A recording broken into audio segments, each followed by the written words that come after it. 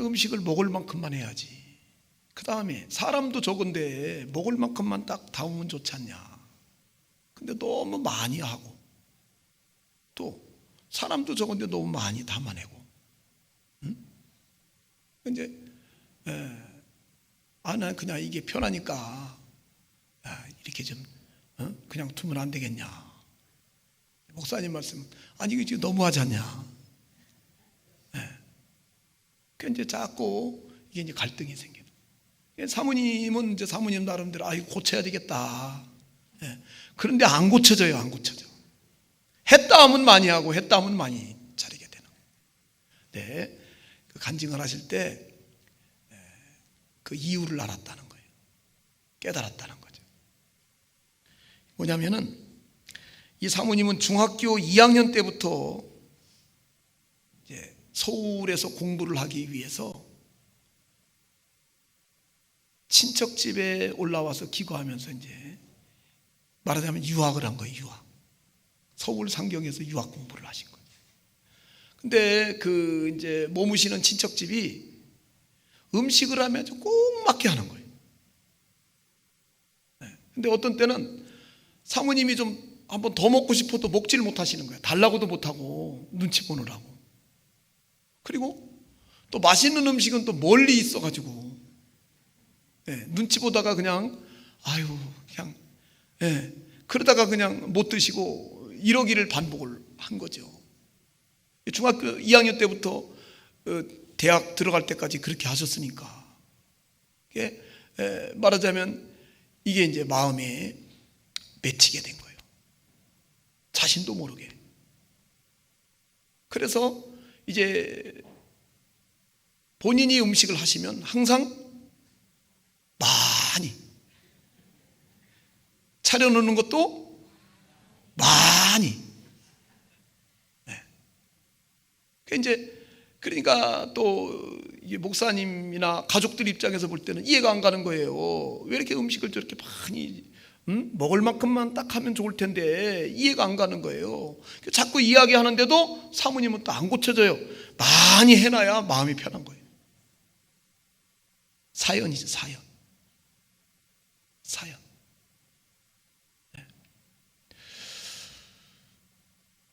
또 목사님도 또 이 사연이 있으세요. 목사님은 비가 와도 우산을 잘 안 쓰신다는 거예요. 그러면 이제 사실은 이제 좋은 양복 같은 경우는 비를 아주 많이 맞으면 사실 버리거든요. 이 변형이 일어나요. 그러니까 사모님은 또 왜 이렇게 우산을 쓰고 다니셔야지 우산을 안 쓰시냐. 그런데 자꾸 우산을 이제 목사님도 이제 이상하게 안 쓰시게 된다는 거죠. 봤더니 또 사연이 있는 거예요. 이 목사님 아버님은 아주 술 많이 드시고 밤새 주정하시고 주폭이시죠, 주폭. 술 드시고 막 두들겨 패고 욕을 하고 그렇게 하니까 이제 어머니도 못 견디고 이제 나가버리신 거예요. 그러니까 또 자괴감, 자책감에 더 술을 드시고 더 이제 더 그 화나는 걸 이제 자녀들한테 다 푸는 거죠. 그런데 학교에 가느라고 우산을 쓰고 갔다가 이제 이게 왜 아침에는 비 오는데 오후에 개일 때가 있잖아요. 우산을 놓고 오신 거죠. 우산을 놓고 왔다가 아주 죽도록 맞으셨다는 거예요. 죽도록. 그것도 몇 번을. 그래서 아예 이제 비 오면 우산을 그냥 안 쓰고 가시는 거예요. 차라리 우산을 안 쓰고 가리라. 참 그러기를 반복을 한 거예요. 그러다가 보니까 이게 성장을 하셨는데도 우산을 쓰면 뭔가 괜히 평안하지가 않은 거예요. 우산을 쓰면 원인을 못 찾았어요. 처음에는. 듣고 계시죠? 너무 가만히 계셔가지고 참 그것도 마음 아프더라고요. 그러니까 차라리 비 맞는 게 내적 심리적으로 편안하시다는 거예요. 그게 사연인 줄을 모르셨던 거죠. 여러분, 사람은요 역사를 가진 존재다. 자, 다시 한번, 사람은 역사를 가진 존재다. 국가의 역사가 있죠. 세계의 세계사가 있고, 우리나라 대한민국의 한국사가 있잖아요. 마찬가지로 한 사람 개개인도 역사를 가지고 있어요. 역사의 산물이라는 얘기죠. 어느 날 하늘에서 그냥 뚝 떨어져 가지고 그 다음부터 인생을 산 게 아니란 말이에요. 그분이 태어나서 그런 모습으로 그렇게 살게 되기까지는 역사가 있었어요. 역사. 태어나기 이전부터 환경이 있었고, 그렇죠? 그래서 그분이 그런 모습이 된 것은 태어나서부터 지금까지 살아와서 완성된 모습이 지금 그 모습인 거예요. 그런데 그 역사 속에는 상황이 있고 사건이 있고 문제가 있고 관계가 있단 말이에요. 상황, 사건, 문제, 관계가 있어요. 근데 이 상황, 사건, 문제, 관계 속에서 마음 아픈 어떤 깊은 상처를 받았다면 그게 사연이 되는 거예요. 사연. 그게 이제 심리학자들의 연구에 의하면요, 이렇게 상황, 사건, 문제, 관계 속에서 내가 어떤 정말 힘들고 가슴 아픈 일을 경험을 했다, 또는 억울한 일을 경험했다, 정말 창피당하는 일을 경험했다, 그러면 이게 이제 세월이 지나면 이게 이제 다 잊혀지는 거예요. 잊혀져. 그래서 기억되는 거, 인지되는 건 15%만 남고 85%는 무의식, 내가 인지하지 못하는 무의식 세계로 이렇게 이제 내려가서 있는 거예요. 그런데 그게 결코 없어진 것도 아니고 영원히 잊혀진 것도 아니다. 단지 그 빙산을 보시면은 빙산이 이렇게 수면에 올라와 있잖아요. 그런데 빙산 밑으로는 어떻게 해요? 어마어마한, 그렇잖아요. 본체가 있잖아요. 마찬가지로 대다수 사람들은 이제 기억하는 게 15%고 85%는 무의식 세계에 저장이 되어 있다는 거예요.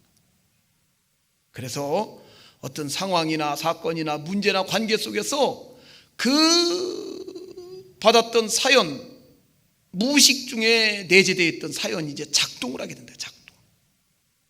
작동. 그러면 이해가 가지 않고 납득이 가지 않는 어떤 이제 행동을 하고 결정을 하게 된다는 것이. 자, 이해가 되셨으면 한번 아멘 합시다. 자, 요셉도 사연이 있어요. 사연. 그렇죠? 사연 있는 사람이에요. 참. 아버지가 부인이 넷이에요. 아버지가 부인이 참 안 좋아. 근데 또 어머니는 또 일찍 돌아가셨어.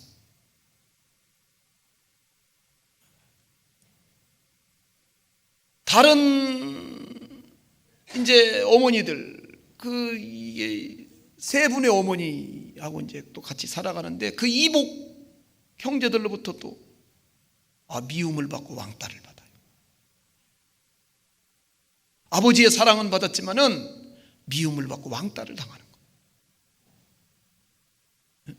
그러다가 나중에는 아예 미움과 시기가 좀 지나쳐서 아버지 야곱이 요셉을 편파적으로 사랑한다, 편애한다 이래가지고 미워하다가, 아니 이복 동생이라도 동생은 동생이잖아요. 그 동생을 종으로 팔아버리는 거예요. 그것도 자기들이 잘 있는지 여부를 보러 아버지 심부름 온 동생을 갖다가 종으로 그냥 묶어가지고 팔아버리는 거예요. 종으로 팔려 17살의 나이에 종으로 팔려갔으니 가서 얼마나 힘들었을까. 그것도 아버지의 극진한 사랑을 받다가 구박을 받고. 여러분, 이게 뭐 종으로 팔려갔다 별로 마음에 안 와닿으실 거예요. 종이 안 돼봤으니까. 종은요, 인권이 전혀 없던 시대. 주인이 죽이면 죽는 거고, 밥 주면 먹는 거고, 때리면 맞는 거고, 일 시키면 하는 거고. 그런데 17살짜리 종이 팔려왔으니 또 뭐 다른 종들이 얼마나 또 힘들게 했겠어요. 그렇죠? 막 갑질로 그런 걸 다 당하면서, 그럼에도 불구하고 믿음으로 살고 기도하고 할렐루야 성실하고, 거기서 또 인정을 받잖아요. 인정을. 그래가지고 그 주인의 집에서 모든 것을 다 책임지고 관리하는 지휘인 총무의 직임을 받는데, 이것도 그 부인이 이게 조금 은큼한 분이라서 자꾸 또 어떻게 하다가 누명을 씌워가지고는 모든 걸 다 잃고, 그것도 죄인으로 파렴치범으로 억울하게 또 감옥에 또 가는 거예요. 감옥에 가서 또 그렇게 성실하게 열심히 또 끝까지 사는 거예요. 또 인정을 받아서 감옥에서 또 총무가 돼가지고. 그래요, 뭐 남의 일이라 이쪽은 별로 은혜가 안 돼. 별로 잘 되는 게 기분이 안 좋으신가 봐. 인정을 받아가지고 총무가 돼서. 그래, 공감을 해야 이게 좀 얘기가 되잖아요.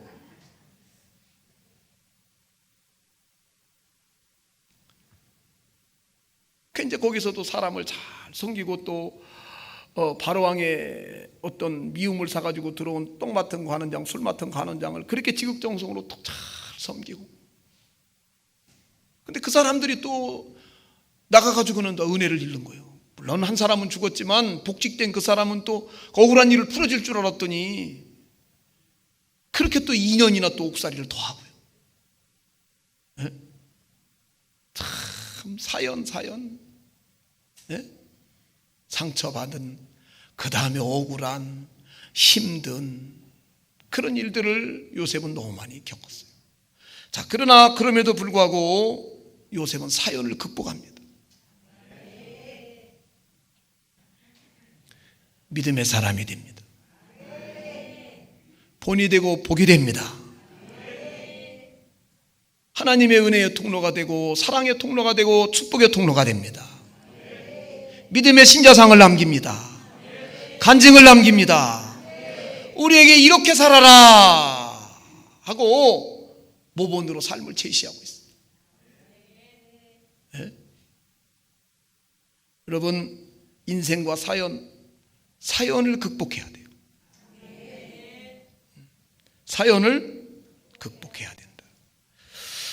여러분, 사연은 사람을 병들게 해요. 다시 한번, 사연은 이 사연 관리를 잘 해야 됩니다.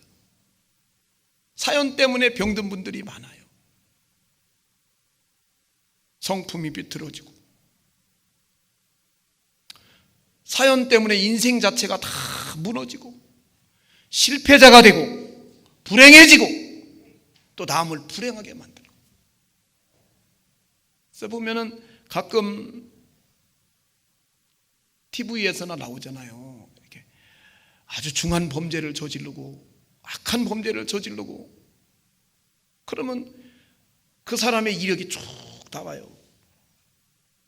어렸을 때 부모가 못됐고, 그렇게 두들겨 맞고 억울한 일을 당하고, 또 전전긍긍하고 고생스러운 삶을 살다가 어떻게 하다가 이렇게 해가지고 결국은 이렇게 흉악범죄자가 되었다는 식으로 또 그렇게 뉴스에서 이제 보도하는 거 많이 보셨죠? 안타까운 경우. 그러나 또 반대도 있어요. 사연 때문에 위대하게 되고, 네? 사연이 징검다리가 되고 사닥다리가 된 거예요. 그래서 요셉처럼 하나님의 사람, 믿음의 사람, 축복의 사람이 되는 겁니다. 자, 사연 때문에 병든 사람들의 특징을 몇 가지 말씀드립니다. 첫째로, 잘 이해가 가지 않는 말이나 행동을 합니다. 이해가 안 가요. 보통 사람들이 보면 이 사람은 왜 이래? 이해가 잘 안 가요. 이런 사람을 뭐라 그래요? 4차원이라 그래요. 4차원. 이 사람 완전히 4차원이다. 이 사람 완전히 돈키호테다. 그런 표현을 쓰잖아요.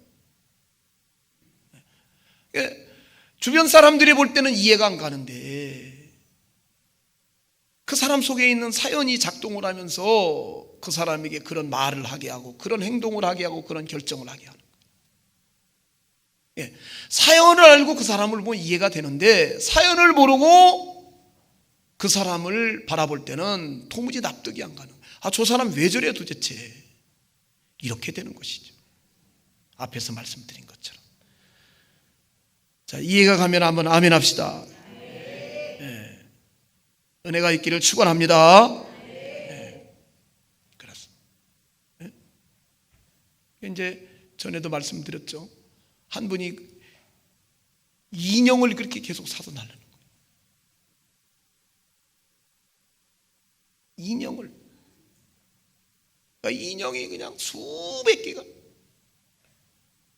근데 끝없이 인형을 사서 날르는 거예요. 아주 이 인형에 조금 더 과장한다면 인형에 묻혀서 죽을 판이야 지금. 인형 좀 그만 사라 때문에 자꾸 다툼이 일어나는데 그래도 아주 의지의 한국이냐 계속 인형을 사는.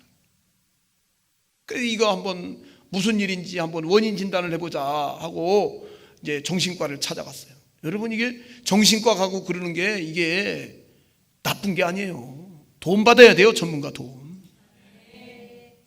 무슨 옛날에는 무슨 정신과 한번 갔다고 가서 약 한번 타먹으면 무슨 이상하게 생겼는데 지금은 엄청 전문가 도움을 받는 거예요.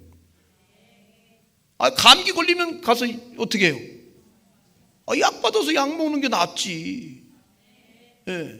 그럼 가서 약도 먹고 타서 또 치료도 받는 것이고, 일정 기간 또 보호받으면서 또 집중 치료도 받는 거 그런 거예요. 그렇죠? 그 이제 가서 상담을 해봤는데 처음엔 잘 안 밝혀지는 거예요. 근데 심화 상담을 하면서 이제 살아온 개인 역사를 쭉 점검해 보다가 이제 살아온 얘기를 한번 해봐라 쭉 얘기하는데 탁 그게 어린 시절이 어느 한 지점에서 클로즈업 되면서 이제 보이는 거예요. 어린 시절에 시골에 살았는데 이분이 굉장히 가난했다. 근데 시골에 살아도 또 부잣집은 있잖아요. 이 부잣집에가 인형을 가지고 나와가지고 그 시골에서 인형 하나 가지면 그런 거 하나 가지면요 걔가 왕이에요. 애들이 그냥 쭉 줄 서는 거야. 한번 만져봐도 돼? 살살 만져. 그렇죠? 만져봐도 돼? 만져. 안아봐도 돼? 안 돼. 만지기만 해. 완전히. 만져봐도 돼? 그래. 나도 만진다고 그러니까 너는 안 돼. 너는 가난해서 더러워서 안 돼. 상처를 받아. 걔만 못 만진 거예요. 이 아이가 자라서 이분이 된 거예요. 그러니까 자기가 경제적인 능력이 생기고 이렇게 하니까 무의식 중에 자꾸 인형을 갖다 사서 달라는 거예요. 그게 사연 때문이라는 사실을 알게 됐을 때 의사 선생님 앞에서 이 부인도 울고 남편도 울고 안타까우니까 다 그 뭐 상담 마치고 나와서도 계속 그 눈물이 치료되는 과정이 치료되는 거예요. 그 눈물이 흘러야 되는 거예요. 치료되는 과정. 남편이 아예 가는 길에 인형 사줘. 그전에는 왜 인형 사오냐 난리를 쳤는데 어떻게 해요? 사연을 알고 보니까 나 인형 필요 없다 그래요. 참 그런데요, 이 치료받은 사람은 이제 인형을 안 사거든요. 원인을 알았으니까. 그래서 사왔던 인형 오면은 이제 선물도 주고 다 그렇게. 할렐루야. 예. 사연을 알지 못하고 그 사람을 보면 그 사람이 이해가 안 가는데, 사연을 알고 그 사람을 보니까 그 사람이 이해가 가고 수용이 되고, 그전에는 미웠는데 알고 보니까 안타깝고. 아멘 합시다. 아멘 합시다. 아, 그런 거예요. 그런 거예요. 네? 잘 이해가 가지 않는 말이나 행동을 한다. 그런 분이 있으면 4차원이다 그러지 말고 사연이 있나 보다. 네. 사연이 있나 보다. 그 다음에 상처를 잘 받고 상처도 잘 줘. 그냥 한 말인데 그걸 가지고, 그 말 가지고 나 상처받았다고 막 아주 원한을 품고 그 사람을 막 아주 미워하는 거예요. 그냥 한 말이, 그냥 무슨 그 사람을 아프게 하려는 것도 아니고 그냥 물어보니까 그냥 대답한 말인데 그거 가지고 이제 나 상처받았다, 어떻게 당신이 나한테 그런 말을 할 수가 있느냐 이렇게 하면서 막 상처받았다고 그러면서 막 미워하고 끝까지 물고 늘어지는 거예요. 그 객관적으로 말을 들어보면 그게 뭐 그 사람이 크게 잘못한 것도 없어요. 보면 다른 사람들이 볼 때 100명한테 물어봐도 100명 다 뭐 잘못한 게 없네 이렇게 되는데, 그 사람은 상처받았다는 거지. 왜 그래요? 속에서 사연이 작동하는 거예요.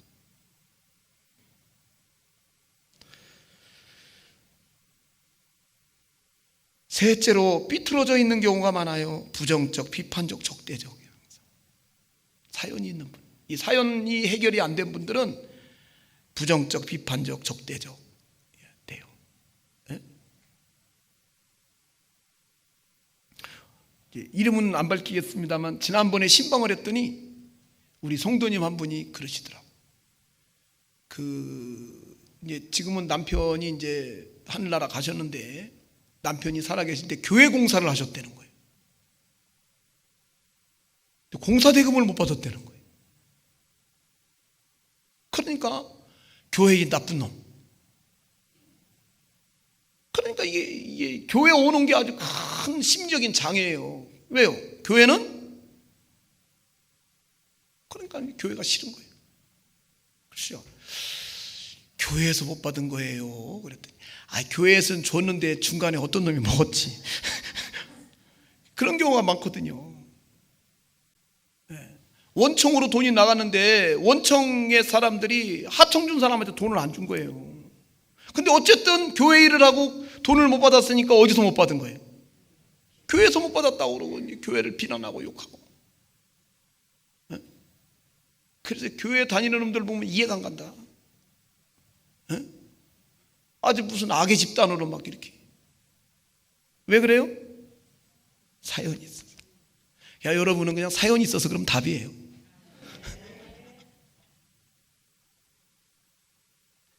자, 이해되셨죠? 그 다음에요, 사연을 계속해서 말합니다. 이 사연이 해결 안 된 분들은 만나기만 하면 계속 토시 하나 안 틀리고 한 얘기 또 하고 한 얘기 또.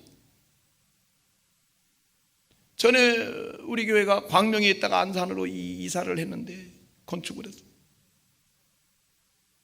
정말 사연이 많던 분이 계세요. 김 집사님이라고, 연세가 있으신데, 이분은 차에 타서 교회 도착할 때까지 자기 사연을 매주 오가면서 똑같은 얘기를 하십니다. 토시 하나 안 틀리고. 그러니까 차에 탄 사람들이 아주 그냥 경기를 하시는 거예요. 목사님, 그 차 못 타고 다니겠습니다, 교회 차를. 왜? 타기만 하면 붙잡고 사연을 얘기하십니다. 기회만 되면 붙잡고 이리 와봐. 그래가지고 또 데리고 사연을 계속 얘기하십니다. 왜 그래요? 치료가 안 돼서. 이게 계속 아프다는 얘기예요. 그분 속에는. 그러니까 계속 말을 하는 거예요. 그러니까 듣는 분들은 지겹고 이해가 안 가는 거죠.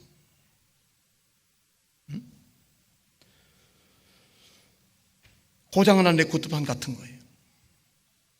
상처받은 일, 억울한 일, 힘들었던 일 계속 얘기하는 거예요.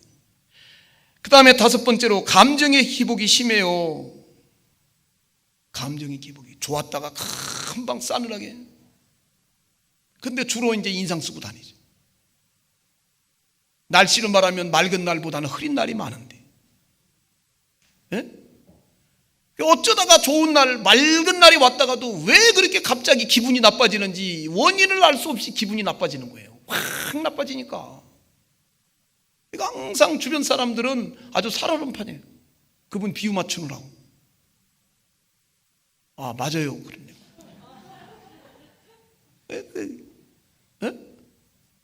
언제 이분이 기분 나빠질지 모르니까. 그러니까 조심조심 한다고 하니까 또 더 실수하는 거예요.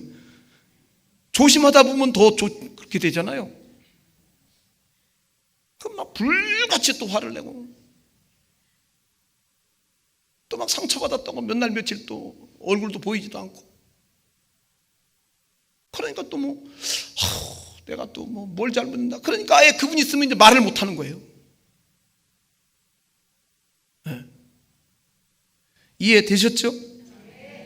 그 다음에 여섯 번째, 미움이나 원망이나 한을 품고 있어요. 누구를 미워합니다. 미워할 일도 아닌데 그렇게 계속 미워하는 거예요. 이게 지금 사연의 조종을 받고 있는 거예요. 그리고 원망을 해요. 원망이라는 것은 무엇입니까? 원망이라는 것은 탓을 하는 거예요. 그 사람 책임이다 이거예요. 그 사람 책임. 내가 이렇게 된 것은 그 사람 때문이다. 예? 그렇죠? 예. 오늘 이렇게 돌아가면서 이쪽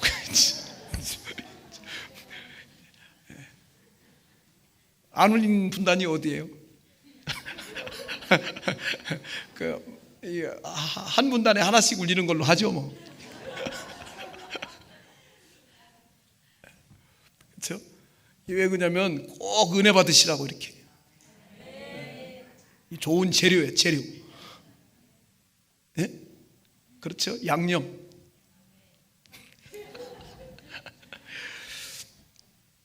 자, 그 다음에 이 사연의 지배를 받고 조정을 받는 분들은 대다수가 자존감이 낮아요. 열등감이. 실패자의 의식.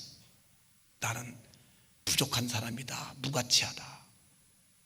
이런 경우가 많아요. 예? 자신감이 없고 성공하겠다 이런 마음은 없고, 아유 그냥 그래도 안 죽고 사는 게 다행이지 뭐. 이렇게.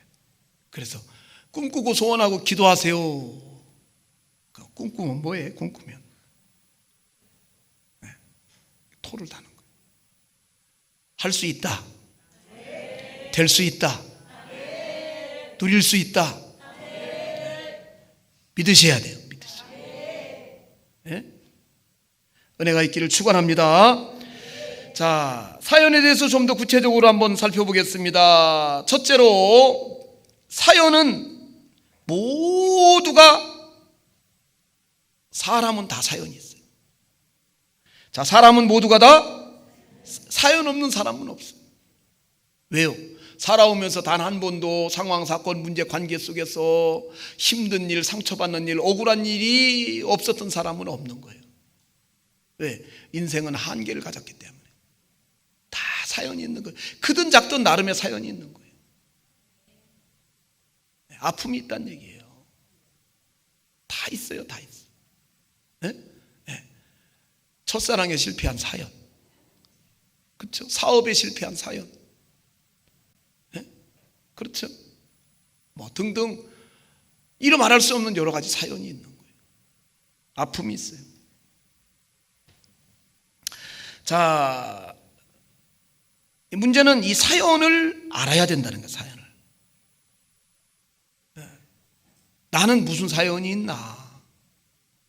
사연을 알아야 돼요. 그 사연의 지배를 받지 않도록, 사연의 조정을 받지 않도록 해야 된다. 예, 아멘 합시다. 예? 그리고 또 이렇게 관계 속에서 할 수 있는 대로 개인 역사를 서로 알아야 돼요. 특히 이제 부부. 그래서 우리 이제 청년들에게도 계속 얘기하는 게, 데이트하면서 뭘 알아라? 서로 역사를 알아야 돼요. 어떤 부모님 밑에서 어떤 상황과 환경 속에서 태어났는지, 예? 성장 과정에서 정말 어떤 가슴 아픈 일이 있었는지, 어떤 힘든 일이 있었는지, 그러나 어떻게 또 감사한 일이 있었고 어떤 행복한 일이 있었는지, 내가 잘한 일은 무엇인지, 이런 거를 서로 나눠봐야 됩니다. 그러면 그분의 행동 같은 것을 통해서 남편의 이해가 가지 않는 행동 충분히 이해가 가고, 아내의 이해가 가지 않는 행동 충분히 이해가 가는 거예요. 이게 사연이 있어서 그렇구나. 예, 다 같이 한번 아멘 합시다. 아멘 합시다. 예? 사연에 붙들리면 안 된다. 사연에 지배당하면 안 된다. 사연에 조종당하면 안 된다는 그 빈센트 반 고흐가 있습니다. 유명한 화가죠. 이 고흐는 네덜란드 프로트준 데르트에서 목회자의 6남매 중 장남으로 태어났어요.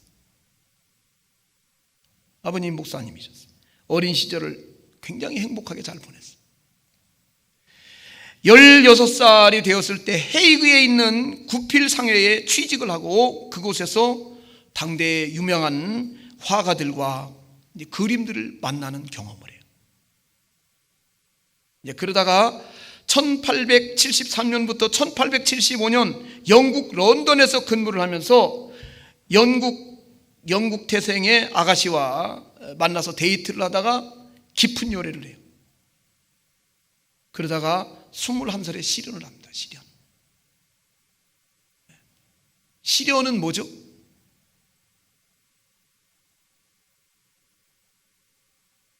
내가 떠나는 거예요?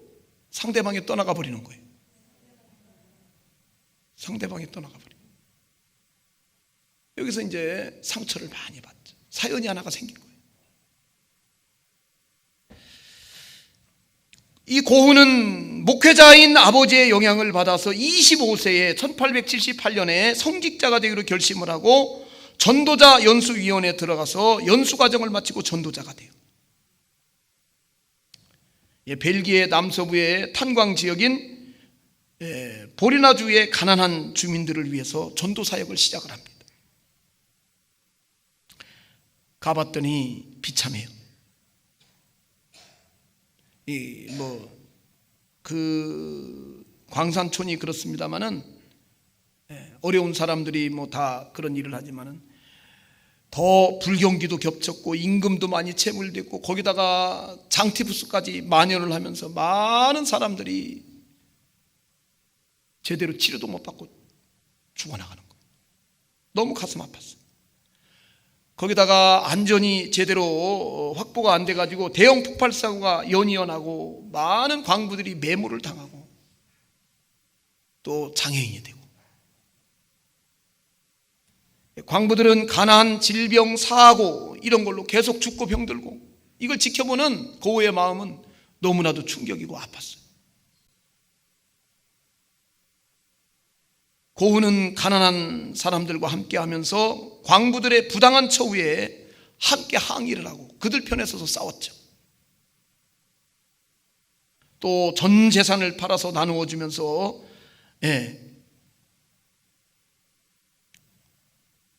그러나 고흐의 이런 전도 활동은 교단의 전도위원회로부터 아주 부정적인 시각으로 이게 보여지게 되는 거예요. 특별히 이제 가난한 자들과 함께 하면서 편을 들어서 이렇게 어떤 항거를 하고 이런 것들이 이제 이거는 전도자가 할 일이 아니라는 거예요. 거기다가 전 재산을 팔아서 가난한 자들에게 나눠주고 이런 거는 성경을 너무 문자적으로 해석했다. 이거 급진주의자다. 이 사람을 이대로 두면 안 된다. 이래가지고 전도를 하지 말라는 제한 명령을 내리는 거예요. 교단에서. 이 교단 교권주의자들이 이게 문제인 거지. 억울한 일을 당한 거예요. 정말 주님처럼 주님의 마음으로 사랑하면서 전도를 했는데 억울하게 이게 결국 전도를 못해요. 그리고 여기서 다시 상처를 받고 칩거를 하는 거예요. 이때가 27살. 예? 그러면서 어떻게 해야 되나 하다가 예수를 통해서 사람들에게 위로를 주고 힘을 주고 하나님 영광을 돌려야 되겠다. 이래가지고 이제 그림을 그리기 시작하는데 주로 이제 농민들 관계된 그림. 그래서 이제 고흐를 농민화가 그러잖아요. 그래요. 예.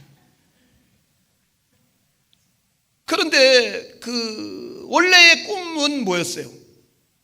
목회자가 되는 거였어요. 복음을 전하는 거였어요. 가난한 자들을 사랑하고 그게 꿈이었는데 그걸 이게 이제 제지를 당하고 어쩔 수 없이 그림을 그리는 쪽으로 이게 이제 인생을 선회했지만은 그 상처가 여전히 너무너무 힘든 거예요. 그래서 그림에만 최선을 다해서 몰두하는데 그게 안 되는 거예요. 정신 발작 증상이라. 아시죠? 나중에 스스로 자기 귀를 잘라요. 이걸 감당이 안 되니까 이걸 고쳐보려고 이제 스스로 정신병원에도 찾아가서 치료를 받고 이렇게. 예? 화가로 지낸 기간이 약 10년간 되는데 이제 발작 증세가 일어난 이후로 계속해서 신경과민, 우울증, 지금은 이제 약도 좋은 약이 많지만 그때는 그렇지가 못했잖아요.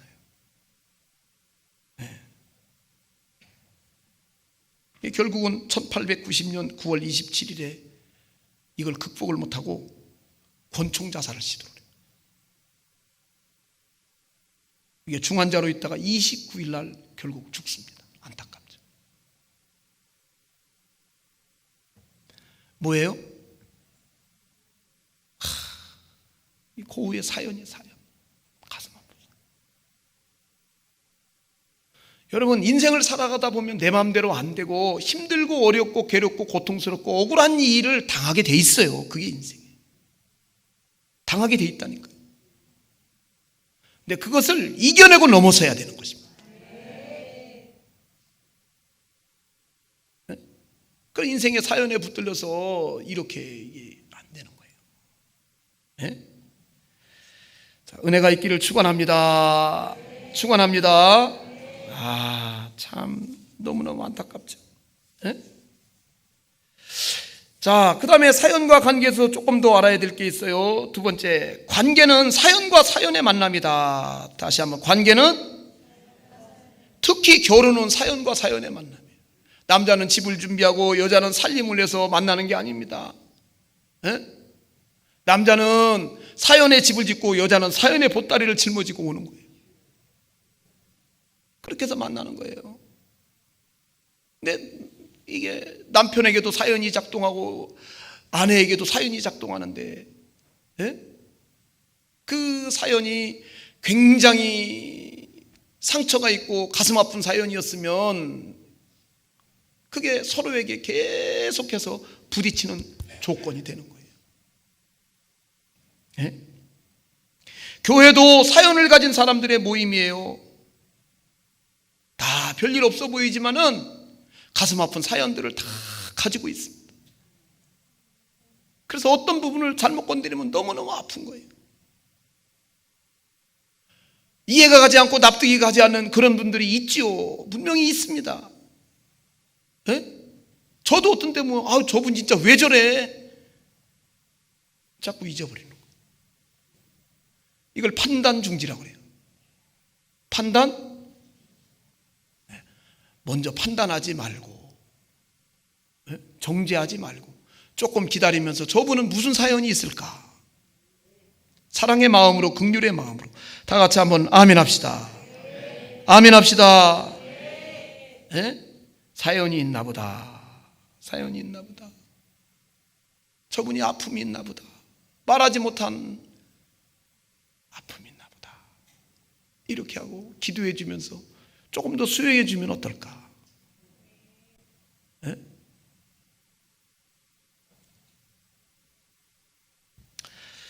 셋째로, 사연은 치료받아야 됩니다. 사연은 치료받으려면 앞에서도 말씀을 드렸습니다만 내가 무슨 사연이 있는지, 우리 아내가 무슨 사연이 있는지, 우리 자녀가 무슨 사연이 있는지, 그렇죠? 서로 사연을 알아야 돼요. 그렇게 만약에 술을 드신다, 사연이 있다니까요.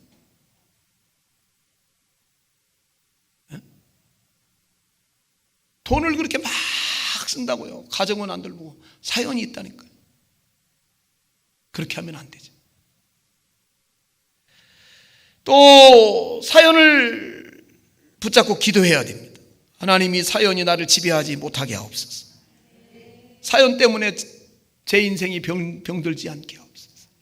오히려 이 사연이 요셉처럼 징검다리가 되게 하소서. 기도하시고, 또 나도 책임이 있음을 인정을 해야 돼요. 나는 책임이 없고 나는 억울하게 피해자다 이렇게 생각하면 치료가 안 돼요. 자꾸 미움과 증오심만 생기고.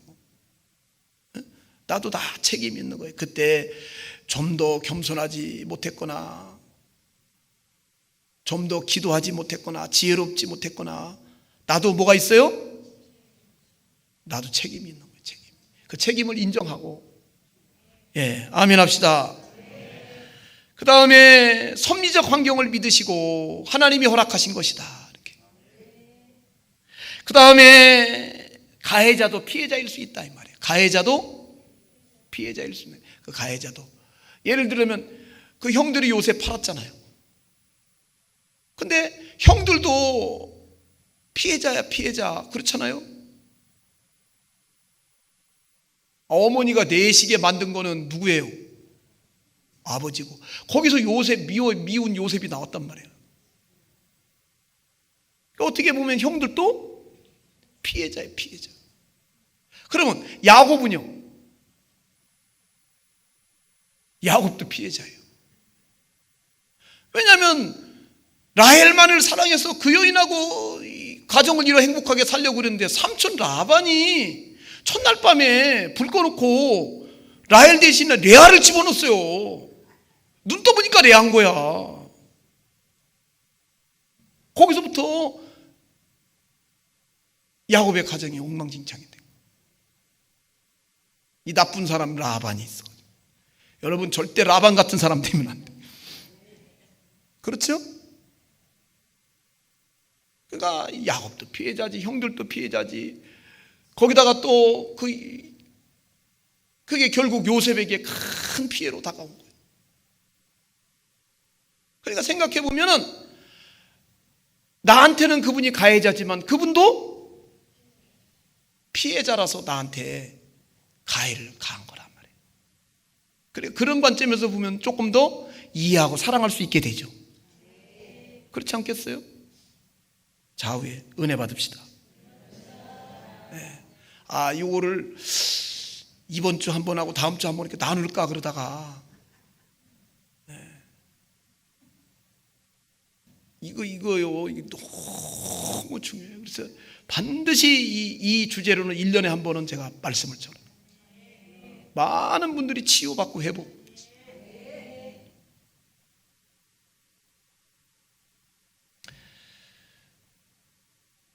여러분, 사연은 사연을 낳아요. 사연을 치료받지 않으면 내가 다른 사람에게 또 가해자가 돼서 또 다른 사연을 만들어요. 악순환이 계속되는 거예요. 내가 치료를 받아야 요셉처럼 사연을 끊어요. 만약에 요셉이 사연의 피해자가 돼가지고 형들을 복수를 했다고 칩시다. 그러면 형들의 후손이 또 요셉의 후손들을 또 가만뒀겠어요? 또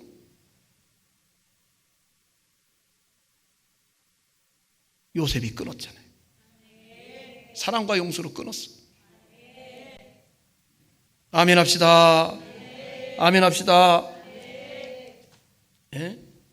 사연을 변명거리나 핑계거리로 삼아서는 안 돼요. 내가 사연이 있기 때문에 이렇다. 그러면 안 되는 거예요. 예? 사연이 있는 요셉도 위대하게 됐고, 그렇잖아요. 에스더도 사연이 있었지만은 위대한 하나님의 사람이 됐고, 바울도 사연이 있었지만은 사연에 붙들리지 않고 위대한 주의 종이 됐어요. 역사에 보면 사연이 있는데 위대하게 된 사람 너무너무 많아요. 미국의 대통령인 클린턴이나 오바마나 그런 분들 보면은요, 무슨 조폭이나 이렇게 돼야 맞는 거예요. 근데 그 사연을 다 극복하고 너무 환경이 불우하고 억울한 일도 너무 많이 당하고, 오프라 윈프리 같은 이런 분들, 지난번에도 말씀, 전부 위대한 인생을 만든다. 저와 여러분도 마찬가지. 자, 사연을 낳아요. 그러니까 사연을 취급받아야 돼. 저와 여러분에 대해서 어떻게든지 약순환을 끊어버리고, 늘 말씀드리듯이 은혜의 선순환, 믿음의 선순환, 축복의 선순환, 사명의 선순환을 만들어야 된다. 네? 특히 이런 사연을 끊는 일들은 우리나라에서 어머니들이 주로 많이 했어요. 아버지들은 사고치고, 어머니들이 믿음으로 견디면서 다 수용하고 참아내고 견디면서 가정도 지키고, 자녀도 구김살 없이 키우고, 할렐루야. 다 어머니들이 주로. 그런데 예외도 있어요. 어떤 집들은 엄마들이 그렇게 또 사고치고 아버지가 그 사연을 극복하고.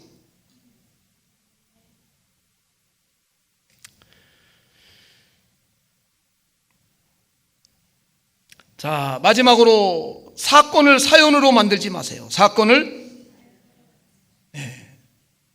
상황, 사건, 문제, 관계, 이 속에서 사건이 일어나요. 네? 이번에도 보면은 안타깝죠. 우리 박원순 시장님 같은 이런 분도 그렇게 하면 안 되죠. 잘못됐죠. 무조건 잘못된 거예요. 그러나 인생이기 때문에 살아가다 보면 실수하고 잘못하는 거예요. 그런데 저게 이제 사건이거든요. 그건 사건이 난 거예요. 대서특필하고 난리가 났죠. 근데 저런 결정을 하심으로써 안타깝게도 그 사건은 사연이 되고 마는 거예요. 치유와 회복이 불가능해요. 가족들은 어떻게 했어요? 그렇죠? 무슨 말씀 이해가 되셨죠?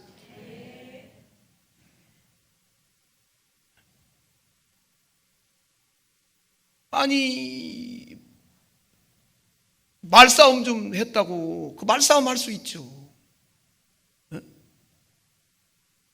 이웃 간에 말싸움 했다고 위층에 올라가서 기다렸다가 그냥 칼로 막, 그러면 피해자도 이게 회복할 수 없는 사연이 생기고 가해자도 회복할 수 없는 이 사연이 되는 거예요. 그거는 그냥 하나의 사건이에요. 서로 말싸움 했을 뿐이에요. 그럼 사건은 사건으로 종결돼야 되는 거예요. 교훈을 얻고. 네. 그런데 이 사건을 사연으로 만드는 거죠. 치유도 불가능한 사연으로.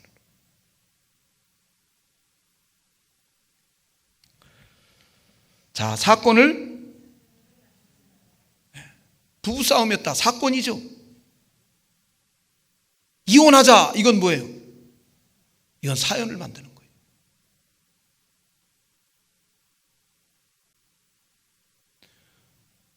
술 먹고 두들겨 팼다. 이건 사건이에요. 사건.